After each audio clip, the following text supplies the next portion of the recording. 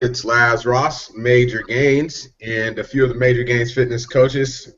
Tonight we have Coach Thomas Snyder, Roxanne Ellis, and Aaron Bird, aka Mighty Bird. We have a few different subjects tonight: binge eating, coach hopping, and good questions to ask when you're looking to hire a coach. Aaron Bird's going to lead us off with binge eating. She's the most knowledgeable in that area. So I will pass the floor over to Mighty Bird. So this isn't something Ross, Major Gainz, and a few of the Major Gainz fitness coaches.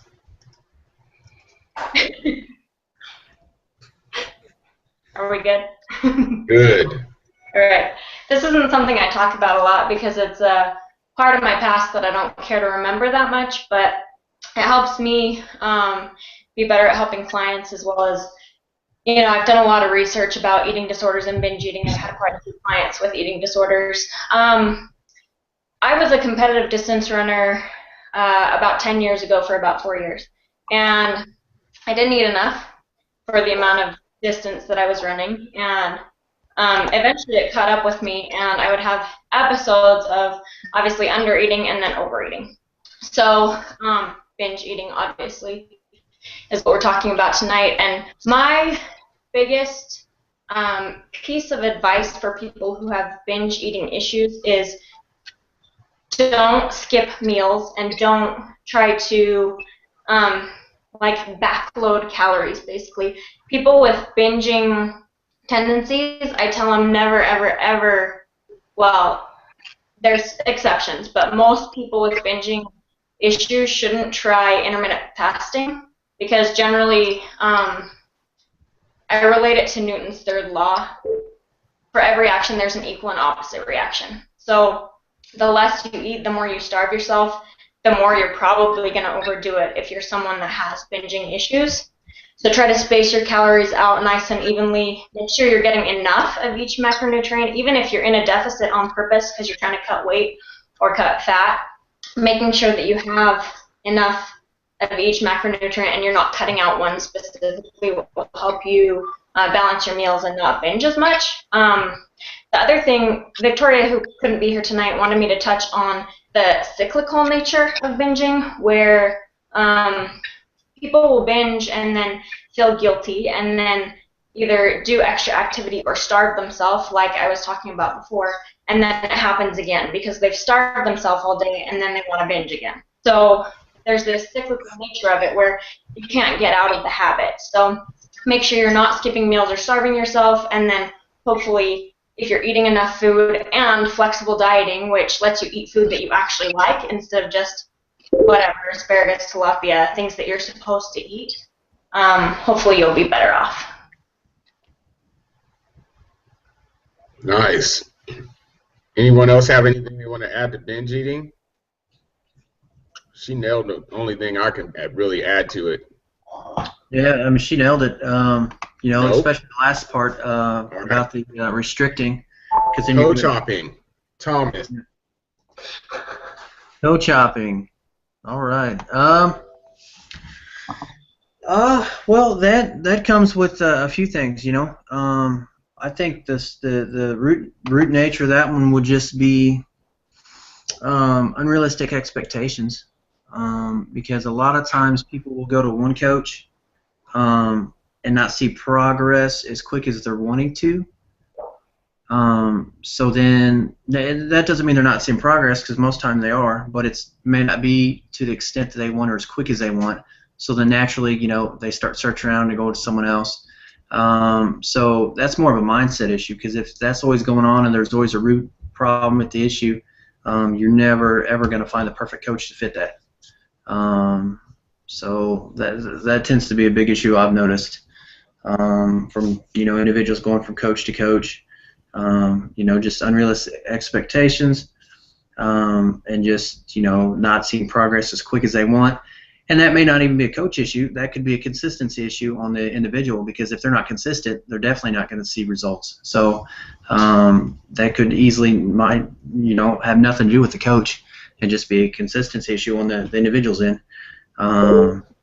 So then they want to go to someone else, then maybe they can be their the person to fix the issue type of situation. They always bounce it around, but that's, if they don't get to the root of the problem, which is consistency and realistic expectations, they're always just going to keep bouncing around. So I agree with that, man, 100%. I've had a lot of people leave me and go to other coaches, and when you become a coach, you make friends with a bunch of other coaches, and so coaches talk about people who do coach hopping, and it's always, like you said, it's the same thing a lot of times when people hop from coach to coach. Either they're looking for the magic bullet to help solve their problems instead of looking at what they could do better to be a better coachee or someone who can learn from somebody else and actually do what they're supposed to be doing. Roxanne or Aaron? Go ahead, Roxy. I think it's the self-reflecting first. You need to ask yourself if you're doing everything your coach is asking you to do and it's all manageable and nothing crazy. You're doing the flexible dieting and they give you a plan and you're not sticking to it like you should. It's consistency, and you need to reflect on yourself before you just start searching for a better answer with another coach that's doing the same thing the other coach is doing. Oh, definitely. Mighty Bird? I think there are very few reasons to switch coaches. Obviously, we know there are some bad coaches out there, and so if you happen to find yourself with one of these people who is programming you on 30 grams of carbs a day or something like that, then obviously you're going to want to reevaluate who you're with. But I think pretty much any good coach is going to get you results as long as you're willing to put in the work.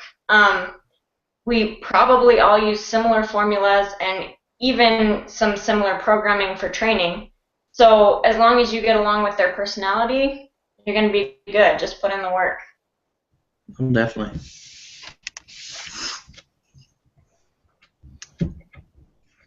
Who has the best coach question to ask for a coach? I know you probably have a super long list, huh, Aaron? No, I don't really. I think that, for us at least, because we know coaches within circles and whatnot, we have a good idea of who we would recommend if someone was asking us. Like, if somebody wanted a male coach and asked me, I'd have a short list of people that I would recommend. But I think, the number one thing for me is an open mind, at least for flexible dieting, if not a definite flexible dieting approach. Yeah. Number one. Roxy, what's your number one? Knowledge. What knowledge do they have of what plans they're giving? What do they have to show for what they're recommending?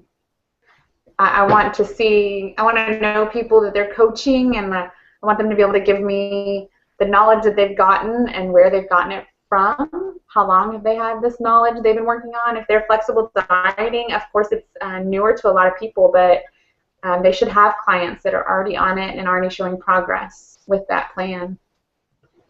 Man, you didn't think like that when you hired me, huh? Got you. You had knowledge, but it wasn't flexible dieting. Right. Let's not talk about me back then. No, I think they pretty much touched on it. The only other thing would be, feedback and communication. Make sure you're getting plenty of communication from your coach, and you're able to ask questions. And if you ask the coach a question, they have an answer. Not that the coach is going to have all the answers, because they won't, because we're all still learning. But they can go get the answer for you, or be woman enough or man enough to admit, hey, I don't have that answer, but I'll get it for you.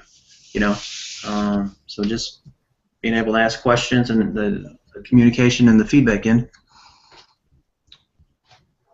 I think respond. Well, are they going to respond to you within a timely manner? Even if they say, I don't know that answer, let me get back to you offhand. Yeah, if they're, if you have a specific problem, like for me, I deal a lot with people with thyroid issues because I'm hypothyroid myself, and so people know that and come to me to talk about it. But if you have PCOS or you're hypothyroid or you have a cracked rib, something that needs specific attention, make sure they either know about it or they're willing to learn about it. A huge red flag would be if someone asked you to deposit money straight into their bank account as opposed to a service like PayPal, where you can, if the coaching didn't end up well and they didn't provide the service that they said they were going to, you can dispute it through PayPal or some other services that are similar. Whereas if you've deposited money straight into their bank, your money's gone. So that would be a red flag for me. Yeah. It's business of the 21st century. We can have some way to get paid electronically. Yeah. One of my things is when it comes to questions is a lot of people ask for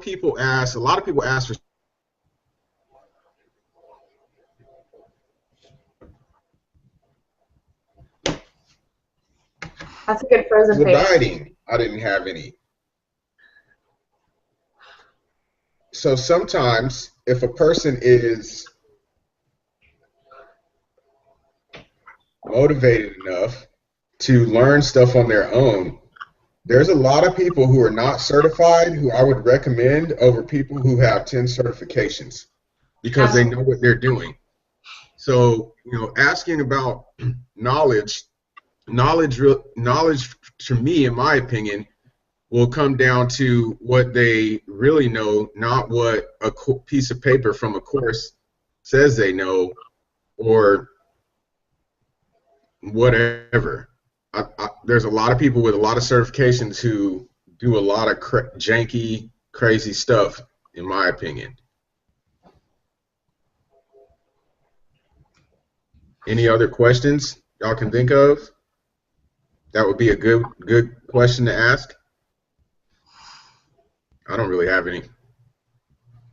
No, I mean, besides flexible dieting, make sure they stay within, they look to science first. It's not just, hey, trust me because these people do it and trust me because those people do it.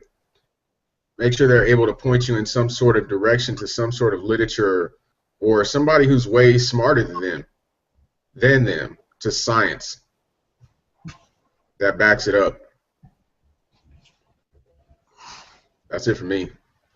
oh no, I mean that's touched on most of it right there. So This is a short hangout, guys. how many minutes we on here? Oh, do what? How many minutes we been on here? Spotlight's on Aaron Bird. Yeah, buddy. Well, that's it for this hangout.